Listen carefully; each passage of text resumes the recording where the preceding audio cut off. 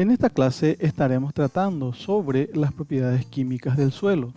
Estas son características que tienen que ver con los factores y procesos de formación del suelo. La primera propiedad que estaremos analizando corresponde a la reacción del suelo. Los suelos presentan una reacción ácida, neutra o alcalina. Estos se refieren a la cantidad de iones hidrógeno e iones hidroxilos presentes en la solución del suelo. Las concentraciones se miden en términos de valores de pH, donde el pH podemos definir como el logaritmo negativo de la concentración de hidrógeno en moles por litro. Esto nosotros la estamos determinando con un potenciómetro, donde los valores ya tenemos en puntos. El valor del pH indica la reacción del suelo y aquí podemos estar teniendo diferentes valores, para lo cual estamos hablando de diferentes interpretaciones. Químicamente, un valor de pH 7 corresponde al neutro, mayor a 7 estamos hablando de un pH o una reacción alcalina y menor a 7 estamos hablando de una reacción ácida. No obstante, desde el punto de vista agrícola, estos valores se vuelven a clasificar porque las mismas están dependiendo de acuerdo al comportamiento de las plantas o de los cultivos. ¿Por qué? Porque la reacción del suelo afecta justamente el desarrollo de los cultivos. Por ejemplo, valores de 6.5 a 7.4, aquí consideramos una interpretación neutra. Valores inferiores ya corresponden a reacción ácida, donde tenemos el ligeramente ácido, ácido, fuertemente ácido y extremadamente ácido, donde estamos teniendo ya valores muy bajos del pH. Asimismo, valores superiores a 7.4 consideramos alcalino y fuertemente alcalino. ¿Cómo se mide el pH? La extracción o el extracto de esa concentración de iones hidrógeno podemos hacerla en agua, podemos estar determinando en una solución de cloruro de calcio y también en una solución de cloruro de potasio. El pH en agua es aquel valor del pH que se está teniendo en condiciones de suelo saturado. Es decir, el suelo se satura con agua y el valor extraído corresponde a ese valor. Es lo que más estamos empleando desde el punto de vista de fertilidad del suelo. El pH en cloruro de calcio es aquel que se aproxima a lo que las raíces de las plantas sienten en su entorno, y el pH en cloruro de potasio es el valor del pH con el cual se extrae el aluminio. El aluminio es un elemento tóxico en la planta y su extracción se realiza justamente con una solución de cloruro de potasio. Entonces el pH que se está obteniendo con este extractante corresponde al valor del pH con el cual se extrae el aluminio y sirve justamente para ciertas investigaciones. La lectura la estamos realizando con un potenciómetro, a la cual nosotros llamamos comúnmente como pHímetro. Entonces, la extracción podemos hacer de tres maneras. La lectura siempre estamos haciendo con un pHímetro o potenciómetro. ¿Cuál es la importancia de la reacción del suelo? ¿Por qué estudiamos esta propiedad? Porque tiene varios efectos, donde en primer lugar podemos citar la disponibilidad de los nutrientes, la solubilidad de sustancias tóxicas. En este caso, el aluminio es una sustancia tóxica por naturaleza. Manganeso y hierro son nutrientes esenciales, pero en cantidades excesivas presentan toxicidad. Afecta el desarrollo de los microorganismos y el desarrollo de las células de la raíz se inhibe a un pH menor a 4.2. Es decir, de que la reacción del suelo está afectando el desarrollo de los cultivos al estar teniendo influencia sobre varios aspectos en el suelo. Cuando estamos hablando de una explotación, lo primero que hacemos es analizar el pH y corregir en caso de que sea necesario. Cuando hablamos de corrección, ¿de qué estamos hablando? De corregir la acidez del suelo. Todos los suelos ácidos nosotros corregimos con la adición de cal agrícola. Cuando hablamos de suelos alcalinos no estamos hablando de corrección, ya que Técnicamente se puede, aplicando por ejemplo un ácido, pero eso ecológicamente es inviable.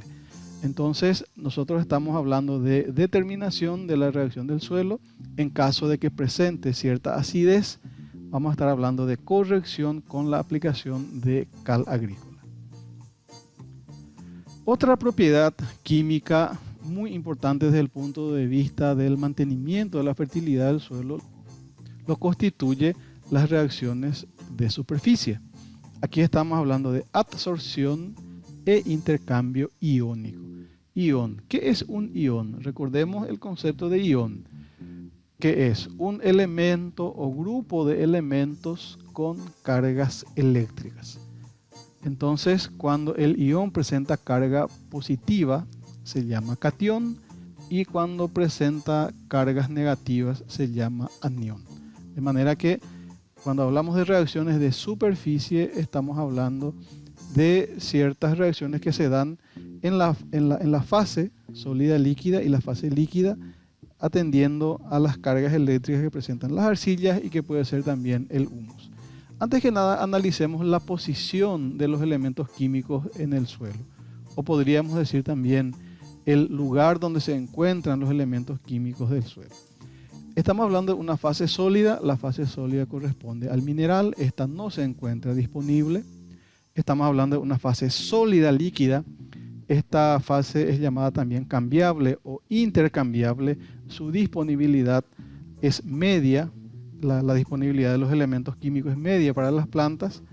¿Y de qué se conforma esta fase? Se conforma de un coloide que flocula en la solución del suelo. ¿Qué es un coloide? Una partícula de pequeño tamaño que tiene la propiedad de flocular en un medio líquido. ¿Cuáles son las partículas coloidales? Recordemos las partículas sólidas del suelo: arena, limo, arcilla y humus. Ahí tenemos los inorgánicos y los orgánicos. De esas partículas son coloides la partícula de arcilla y la partícula de humus. Son las que tienen las cargas eléctricas. Y estas cargas eléctricas son responsables de que se dé una adherencia de los elementos químicos a la superficie de las mismas. La fase líquida ya va a estar constituida por el elemento que se encuentra directamente en la solución del suelo. Está en equilibrio con la fase sólida líquida.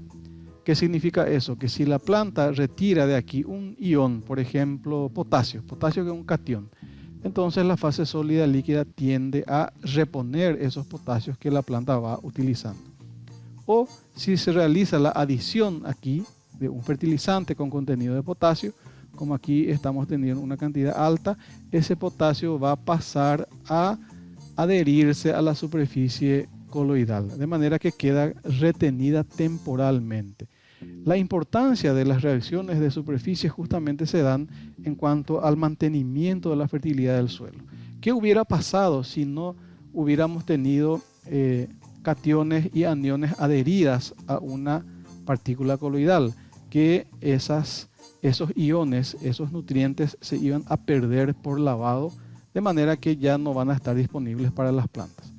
Entonces son tres los lugares o posiciones de los elementos químicos en el suelo: la fase sólida, que no está disponible; sólida líquida, que tiene una disponibilidad media; y la fase líquida, que está directamente disponible para las plantas. La capacidad de intercambio catiónico, entonces, nosotros podemos definir como la propiedad de un cambiador para absorber cationes.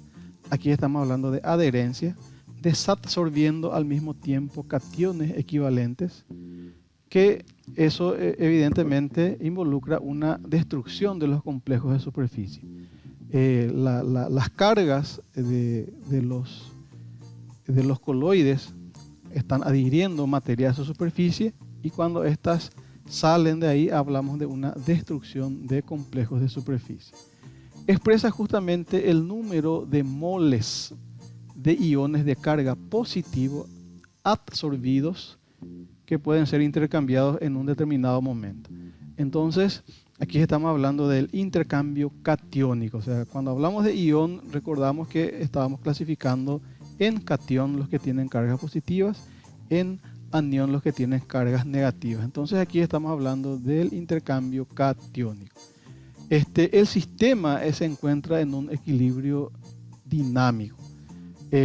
Aquí estamos hablando de la solución del suelo. Serían los diferentes cationes que están en la misma. Y aquí estamos hablando de los cationes que están adheridas a la superficie de un mineral, de un coloide. Esto sería la representación de un coloide que puede ser una partícula de mineral de arcilla. Entonces, están en un equilibrio dinámico ambas. Recordamos que esto mantiene la fertilidad del suelo. Cuando hablamos de intercambio aniónico, el concepto es similar, es la misma que la anterior, solamente que en ese caso vamos a hablar de la capacidad que tiene un cambiador de absorber aniones a su superficie, desadsorbiendo aniones equivalentes. Los principales factores que afectan la absorción y el intercambio aniónico son la concentración de la solución de aniones, el pH, ¿por qué? Porque el pH está alterando bastante lo que serían las cargas positivas que se van dando en los diferentes coloides, la naturaleza del complejo absorbente y naturaleza del ion. Atendemos y hacemos énfasis de que estamos hablando de absorción, de adherencia, no es absorción, es absorción, de que se adhiere materia a la superficie de un material. Vemos una propiedad química muy importante que tiene que ver con la disponibilidad de los macro y micronutrientes. ¿Cuántos elementos químicos tenemos en la naturaleza? En la tabla periódica tenemos aproximadamente 116 a 117 elementos químicos. De esos 116 a 117 elementos químicos, solamente 16 a 17 son esenciales, es decir, de que cumplen funciones en la planta y su ausencia no permite que la planta se desarrolle de modo normal o no produzca su potencial genético. Esos nutrientes esenciales, antes que nada, son carbono, oxígeno e hidrógeno. La planta la obtiene del agua y del aire, por eso que poco estudiamos estos elementos. Y aquí hablamos de los macro y de los micronutrientes. Estos la planta la obtiene del suelo. Por este motivo, a estos la llamamos nutrientes minerales, por el simple hecho de que la planta la obtiene del suelo. Entonces son nitrógeno, fósforo y potasio, estos tres que son denominados macronutrientes primarios, calcio, magnesio y azufre que son denominados macronutrientes secundarios. ¿Por qué esa clasificación en macronutrientes primarios, secundarios y micronutrientes? Tiene que ver con una cuestión de cantidad de los nutrientes que se van empleando, que se van utilizando. Por ejemplo, nitrógeno en un cultivo de tomate se utiliza 300 kilos por hectárea. Yo puedo estar teniendo cobre 0,5 kilos por hectárea o 500 gramos por hectárea.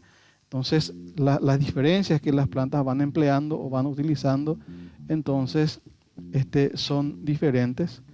Son mucho más pequeñas de los micronutrientes. Eso no significa que el nitrógeno sea más importante. Lo único que estamos hablando es que se utiliza en menor cantidad. Pero todos los nutrientes tienen la misma importancia. Entonces, aquí vemos los diferentes macronutrientes que hemos hablado que son primarios y secundarios. Y estas serían las formas químicas en que la planta la absorbe. Para que el nitrógeno se pueda absorber, tiene que estar en una forma de nitrato o amonio. Si está en otra forma, la planta no la puede absorber. Y así sucesivamente. Entre los micronutrientes tenemos el boro, estamos hablando de cobalto, cobre, estamos hablando del hierro, molibdeno, manganeso, zinc, también con sus formas químicas de absorción por la planta. Entonces, una propiedad química muy importante es la disponibilidad de nutrientes. Esto va a determinar el potencial productivo de los suelos y por ende vamos a estar teniendo una mayor o menor producción en las explotaciones agropecuarias. Cuando hablamos de los nutrientes también mencionamos algunos, según algunos autores, sodio, silicio, cobalto, vanadio son esenciales para algunas especies. Evidentemente que en muchos casos estamos hablando de que ciertas plantas necesitan de estos nutrientes, no todas en la generalidad, por eso se las está clasificando de este modo. Otros iones importantes lo constituyen el aluminio. El aluminio es un elemento tóxico por naturaleza. Esto en el suelo debe ser cero.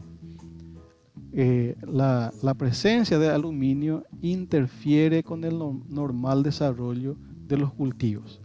Hidrógeno como vimos es un nutriente esencial, pero cuando aumenta la concentración de hidrógeno, automáticamente también empieza a liberarse aluminio de sus fuentes originales.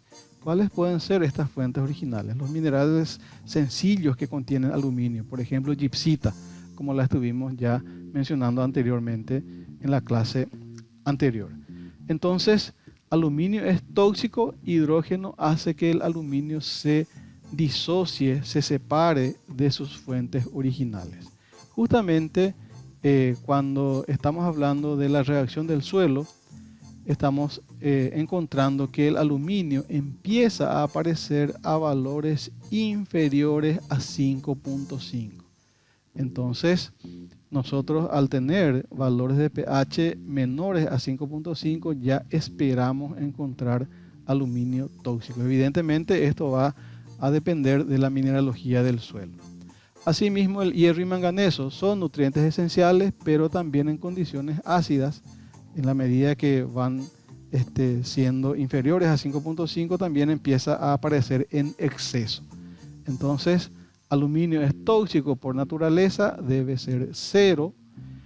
Hierro y manganeso son nutrientes esenciales, pero en cantidades tóxicas, en cantidades muy elevadas, que tiene mucho que ver con la reacción del suelo, pueden presentar entonces toxicidad. La materia orgánica del suelo. Si bien la materia orgánica ya corresponde a la fracción orgánica, no depende directamente de los minerales del suelo, sí el tema de toda la mineralogía del suelo, el contenido de nutrientes, afecta el desarrollo vegetal y por ende al de los animales, al de los seres vivos. Pero está interfiriendo sobre muchas propiedades químicas del suelo. En cualquier sistema de mejoramiento de suelo, lo primero de lo que se habla es de corregir reacción del suelo, es decir, si tengo un suelo ácido, tengo que adicionar cal agrícola para corregir la misma y aumentar los tenores de materia orgánica. La materia orgánica se utiliza, es un término que empleamos para designar una mezcla heterogénea compleja de materiales orgánicos que se presenta en forma natural en el suelo. Es decir, estamos hablando de la acumulación de restos de vegetales y animales. Esta incluye la materia no humificada y el humus propiamente, que vuelve a subdividirse en sustancias no húmicas y en humus. El humus es un término que se utiliza para indicar las sustancias orgánicas que resultan de los procesos de humificación. Es decir, estamos hablando de una descomposición, degradación y síntesis.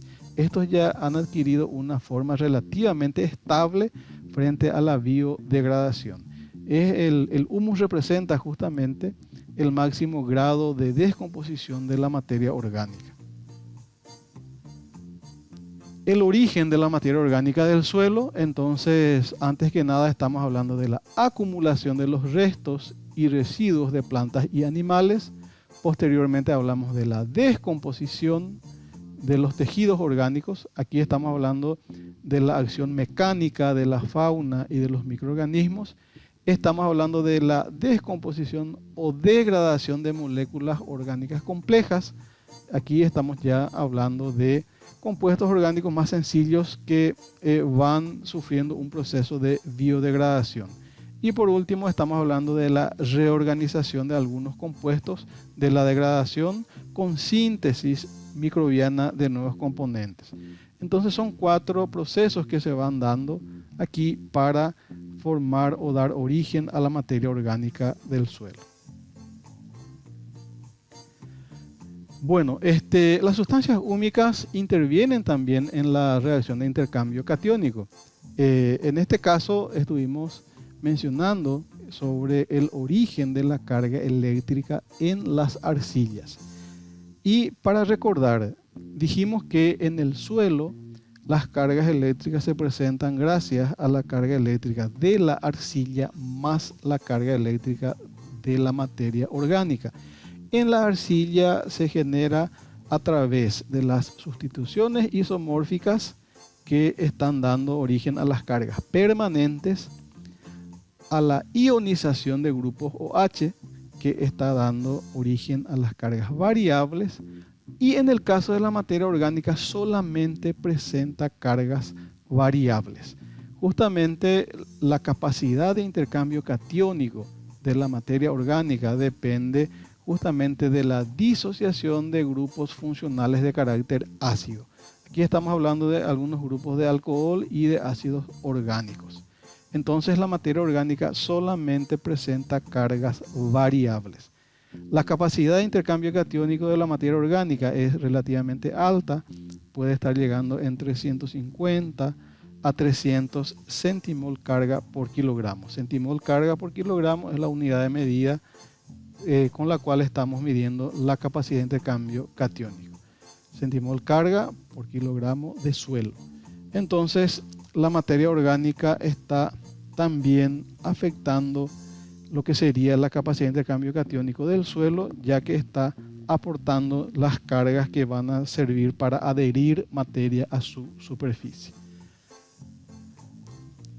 Bueno, con esto estamos viendo algunas propiedades químicas del suelo. Les agradezco la atención.